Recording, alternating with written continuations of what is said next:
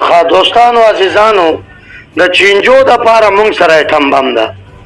چینجي داسې غورځوي لکه جرنده چوړه غورځوي، د چینجو جاله غورځوي، د چینجو کڅوړه غورځوي. که د اټم بم په ځای باندې یو بل لغات نه وي تاسې کارولی وی، یو بل کلمه نه وي، مناسبه جمله نه وي چې تاسې کاروئ؟ دا بیا هم دا ځینې خلک پرې نه پوهېږي. دغه دی پکې راوله. څومره باور ورباندې لرې په دې باندې؟ باور خو ما په خپله 2-3 وارې راخیستی د کوم ماسر یې ولاکه کړی او کوم هغوی ولاکه کړی زموږ په خپله 2-3 وارې ما مخکې هم راخیستې ده، کوم اثر یې نه ده. هر څوک د خپل کاروبار د مخته بیولو لپاره او د خپل کاروبار د مشهورولو لپاره له یوې نه یوې لارې څخه کار اخلي. نو دغسې کسان تاسو ممکن په ښارونو کې او بازارونو کې په لویو ښارونو کې لیدلی وي چې هغوی موټرې ورسره دي او د خپل کاروبار د مخته بیولو لپاره له بېلابېلو لارو کار اخلي. همدارنګه دوی شعارونه هم ځینې ډېر جالب دي، وایي داسې یې دویم جوړه کړې لکه اټم بم. نو دغه اټم بم آیا د خلکو د ختمولو لپاره، د خلکو د زیان لپاره ده که د خلکو د ګټې لپاره؟ راځئ درپسې ځو.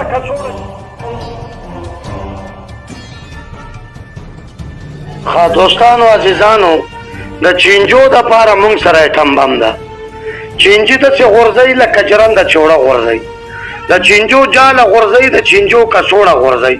په کور کې د واړه بچیان دي خاوره خټه شګه خوري، بچی د په کټ بستره کې متیازې کوي، د شپې ودي د وښکو نه لارې بهیږي، په خوب کې خبرې کوي. دا چینجي لري، چینجي په ونه ولګي ونه تباه کوي. دی پکې راوله. زه خیر دوستانو تاسو شعار واورېدی چې دوی اټم بم جوړ کړی ده او د معدې دوا ده، همدارنګه د چینجیو دوا ده.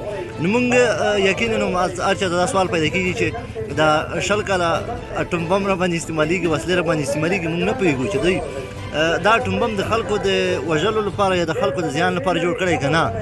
د دوی مقصد له دې شعار څخه بل څه دی او د دې اټم بم سره ناشنا دي. دوی دا فکر کوي چې والا دا د موږ د وژلو لپاره جوړ کړی. نو اوس مهال له دې موټر خرڅونکي کوم چې دغه دوایي خرڅوي، دغه دوایي چې خرڅوي دوستانو تاسې ګورئ د معدې لپاره، همدغه د چینجانو کوچنیو ماشومانو لپاره دوی خرڅوي او دوی خپل کاروبار کوي. لومړي سر کې تاسو ته ډېر زیات ښه راغلاست، هرکلی وایو، ستړي مه شئ. وعلیکم سلام. دا دوی چې مونږ خرڅوو که نه، دا دې دپاره نه خرڅوو چې د خلکو وژلو دپاره خرڅوو، دا د معدې چینجي غورځوي د ماشومانو دپاره دا خرڅوو.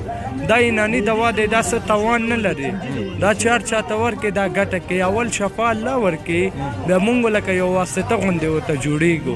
دا چینجي دوا دی، دا معده صفا کوي، د معدې ګیس قبضیت ورکوي، چینجي غورځوي. که د اټم بم په ځای باندې یو بل لغات نه وي تاسې کارولی وی، یو بل کلمه نه وي، مناسبه جمله نه وي چې تاسې کاروئ؟ دا بیا هم دا ځینې خلک پرې نه پوهېږي. دلته دا شرکت دی، لکه کابل کې داسې غټه شرکت دی کرشي کمپني والا، دا د هغې ځای دی، دا په خپله چې صف جوړوي، هر شی جوړوي، بیا دا هلته جوړېږي، بیا مونږ ته راکوي. تاسې چې راځئ دلته یوه ورځ 2 ورځې تېروئ، نو د خلکو ګیله دا وي چې مثلا دوی هغه دوایي خلکو ته ورکړي، یو ورځ خو طبعا تاثیر نه کوي، یو ورځ 2 ورځو کې معلومات نه کېږي، نو دوی وایي چې بیا ځي او مونږ ته په لاس باندې نه راځي. نو دا رښتیا نه، مونږ به بیلته راځو 5-6 ورځې بعد بیلته راځو. په دې کې د مونږ لمبر دی، ښه خپل د جیب شخصي لمبر مې دی په دې کې، چې هر چا زنګ وخي بیا مونږ طریقې استعمال هم ورته ښیو چې بله ورځ په کار کې په غزني کې هم د مونږ دواخانه دی، کولیسو قصابیانو جومات سره، هلته هم د مونږ دواخانه دی، او په کابل کې هم شته، کابل کوټ سنګي کې د مونږ دواخانه ده، کوچې قلعه قاشب کې دلته هم د مونږ دواخانه ده. زموږ هدف دا نه دی چې مثلا تاسو په کاروبار باندې نیوکه وکړو یا هم ووایو چې تاسو کاروبار ښه کاروبار نه دی، خو هدف مې دا ده چې مثلا د شعار هم ډېر جالب او ځینې خلکو دا ګیله هم ده چې مثلا د دوی هغه کاروبار دغسې دی چې د موټر ده او ځي بیا. نو ستاسو کاروبار څنګه روان دی؟ ښه دی که ښه دی، ګزاره کېږي، خرچه کوي. څومره به د ورځې خرڅوئ؟